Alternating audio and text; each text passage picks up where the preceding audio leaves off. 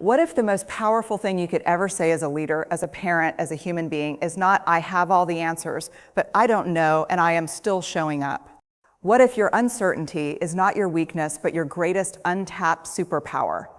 What if the faith that changes everything is not the easy, comfortable, feel-good kind, but the stubborn, bleeding, exhausted, beautiful kind that keeps saying yes even when every logical reason is screaming no? What if the mystery you are running from is actually the doorway to the version of yourself you have been desperately searching for? What if control is not protecting you, but slowly, quietly, invisibly suffocating everything you were meant to build, lead, and love? Today, we are going to walk into the most uncomfortable, most honest, most transformative conversation about faith, mystery, and what real leadership actually looks like when you strip away the armor, the ego, and the performance. And I promise you, by the end of this, you will never see your own uncertainty the same way again. Stay with me. What if everything you believed about strength was wrong? What if the armor you built to protect yourself from pain is the very thing preventing you from becoming the leader, the human, the force of nature you were always capable of being? What if faith is not a feeling, but a fight? What if mystery is not a problem to be solved, but a truth to be trusted? And what if the difference between leading people and controlling them is the difference between lighting a fire inside someone and slowly extinguishing the light that was already there? These are not comfortable questions. They were never meant to be. Comfort has never changed anything. Comfort has never built anything worth building. Comfort has never led anyone worth following. And the woman whose work we are exploring today understood this at the deepest possible level because she did not just research these questions from a safe academic distance. She lived them. She broke down because of them. She rebuilt herself through them.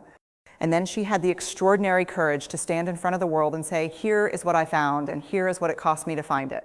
We are talking about one of the most important voices in the conversation about human connection, leadership, and what it actually means to be brave in a world that rewards performance and punishes authenticity. Her work on vulnerability, shame, courage, and belonging has reached tens of millions of people across every continent. Her TED Talk became one of the most watched in history, not because it was polished and perfect, but because it was raw and real, and said out loud what most people had only felt in private. She spent over 2 decades in research, not to prove a theory, but to understand a truth. And the truth she kept finding over and over again in boardrooms and living rooms, in classrooms and crisis centers was this, that the people who live and lead most fully are not the ones who have it all figured out. They are the ones who are willing to show up without guarantees. But that is the foundation of everything we are going to talk about today: stubborn faith, embracing mystery, and the radical, revolutionary, terrifying difference between leadership and control. Let us start with stubborn faith because this is where everything begins and where most people give up. What if faith is not the absence of doubt, but the decision to move forward in spite of it? What if the most faithful thing you can do is not to pretend you have no questions, but to keep walking even when the questions have no answers? She describes stubborn faith not as a religious category, but as a human posture. It is the refusal to let cynicism have the final word. It is waking up after a devastating failure, a broken relationship, a leadership moment that went catastrophically wrong, and saying, I still believe that showing up matters. I still believe that people are worth the risk. I still believe that connection is possible even after disconnection has hurt me more than I thought I could bear. Stubborn faith is not naive. Do not confuse it with innocence. Naive faith says, nothing bad will happen. Stubborn faith says, things will be hard, things may break, I may not survive this the way I planned, and I am choosing to believe anyway. That distinction is everything. Because naive faith collapses the moment reality arrives. Stubborn faith is actually forged by reality. It does not avoid the fire, it walks through it. And it comes out the other side not unscathed, but undefeated. She found this pattern in her research on resilience again and again. The people who recovered from their hardest moments were not the ones who had been protected from difficulty. They were the ones who had developed what she calls a spiritual practice of uncertainty. They had learned, sometimes painfully and slowly, to hold the tension between what they hoped for and what was actually happening without letting that tension destroy them. They had learned to say, I do not know how this ends, and keep moving anyway. That is not passivity. That is one of the most active, demanding, exhausting forms of courage available to human beings. And here is the shocking thing about stubborn faith in leadership context. The leaders who model this, who openly acknowledge their uncertainty while still moving forward with conviction, who say to their teams, I do not have all the answers, and here is the next right step anyway, those leaders create something extraordinary. They create cultures where people feel safe enough to be honest, where people bring problems forward instead of hiding them, where innovation becomes possible because people are not paralyzed by the fear of being wrong. Stubborn faith from a leader gives permission to everyone around them to be human. And when people feel human, they do not just comply, they commit. Now let us talk about mystery, because this might be the most countercultural idea in the entire conversation. What if not knowing is not a failure of intelligence, but an act of intellectual honesty that most people are too afraid to perform? We live in a world that rewards certainty. The person in the room who sounds the most confident usually wins the argument, regardless of whether their confidence is actually earned. We have built entire systems, educational, corporate, political, around the idea that having the right answer is the highest possible achievement. And in doing so, we have created a catastrophic allergy to the most important words in any language. I don't know. She talks about this with urgency because her research shows the consequences of certainty addiction at a cultural scale. When leaders cannot tolerate not knowing, they stop asking questions. When they stop asking questions, they stop learning. When they stop learning, they start managing from yesterday's map in today's completely different territory. And then they wonder why their teams are disengaged, why their strategies are failing, why the world seems to be moving faster than their ability to understand it. Embracing mystery is not intellectual laziness. It is the opposite. It takes enormous cognitive courage to look at a complex situation and say, I see the complexity here.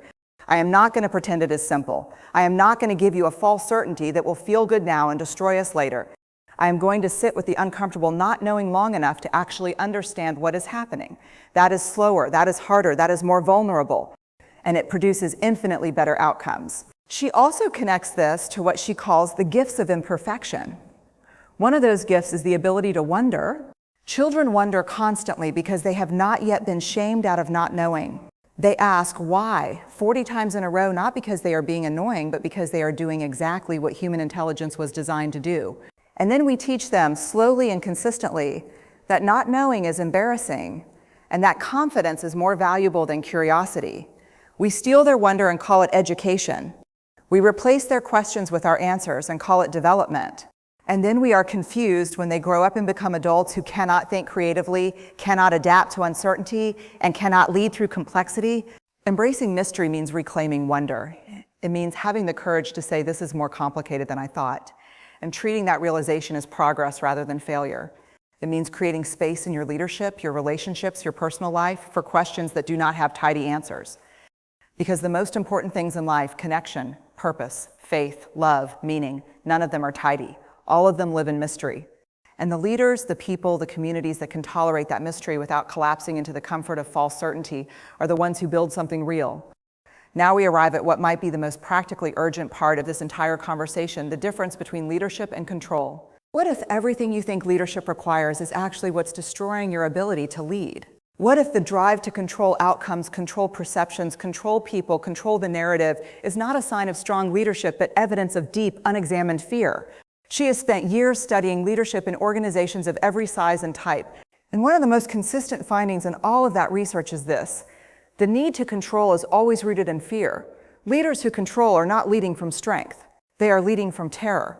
Terror of being seen as inadequate, terror of losing authority, terror of the unpredictable thing happening that they cannot manage, terror of vulnerability.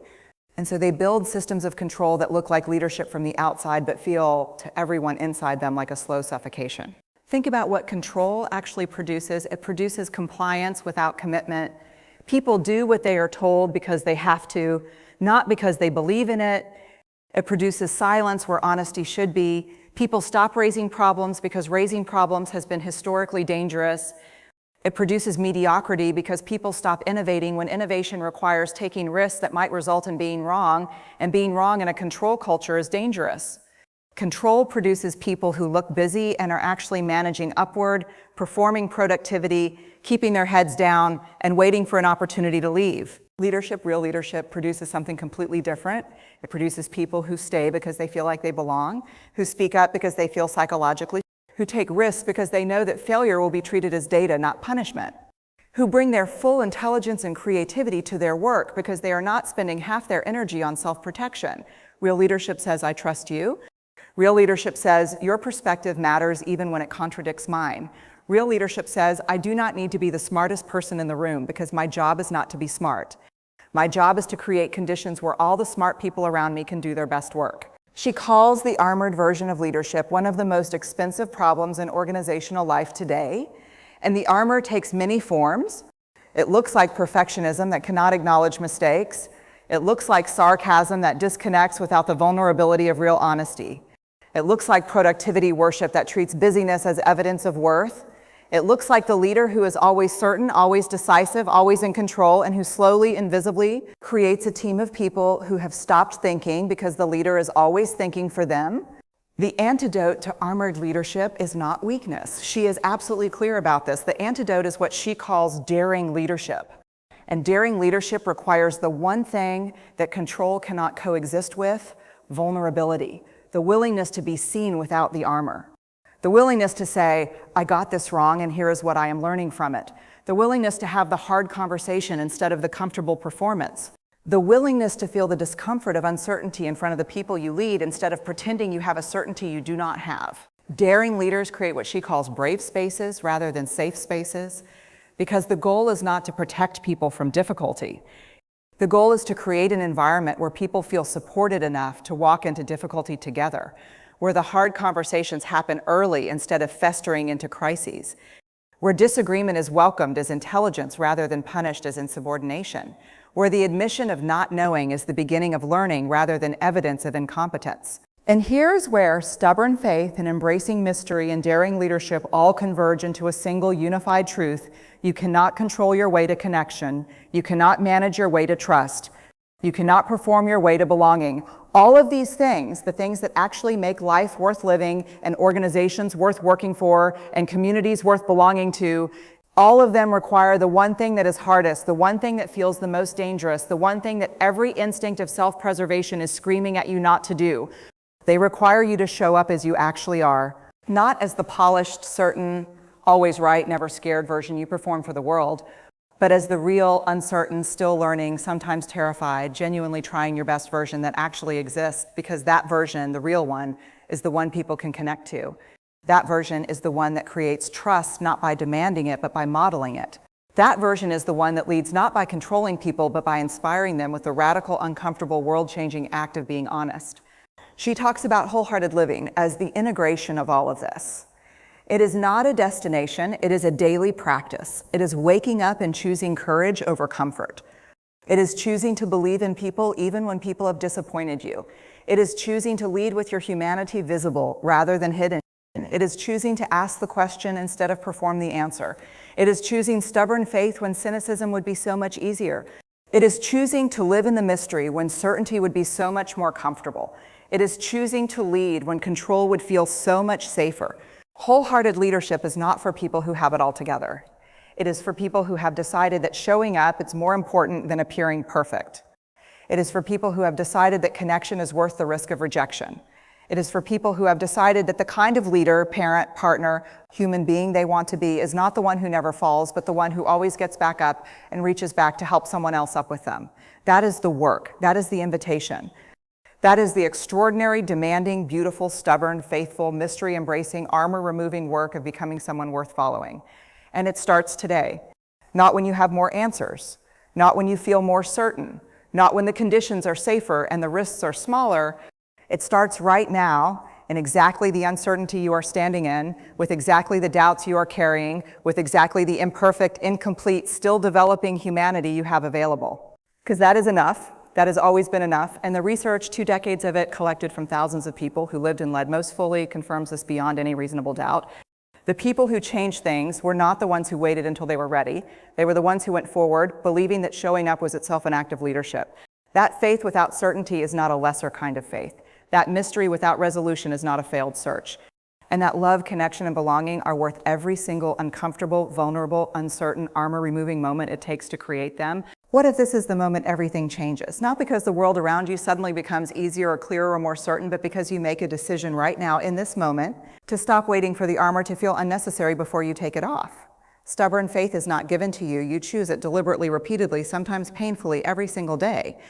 Mystery is not resolved. It is inhabited, trusted, and eventually honored. And leadership is not control. It is the courageous, vulnerable, wholehearted decision to show up for people in a way that says, you matter more than my comfort, your growth matters more than my image, and the truth matters more than the performance.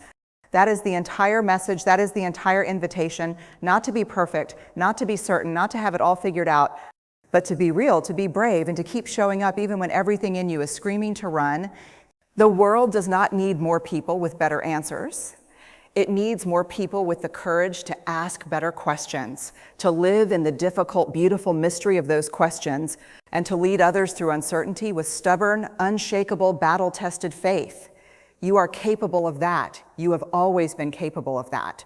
The only question is whether today is the day you finally choose to believe it.